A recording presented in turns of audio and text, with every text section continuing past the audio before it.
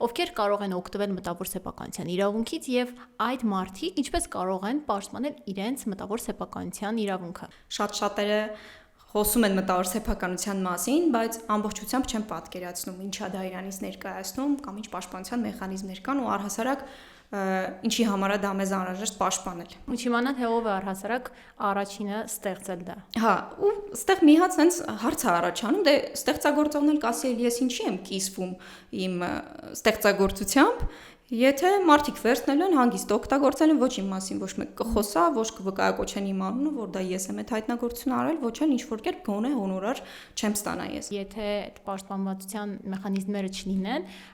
մարդու հեղինակային իրավունքները կխախտվեն հենց ստեղծագործության առումով։ Շատ կարևոր ու արդիական հարց ես բարձրացնում, որովհետև այսօր ամենաշատը երևի մարդիկ գործ ունեն հեղինակային իրավունքների հետ եւ հարակից իրավունքների հետ։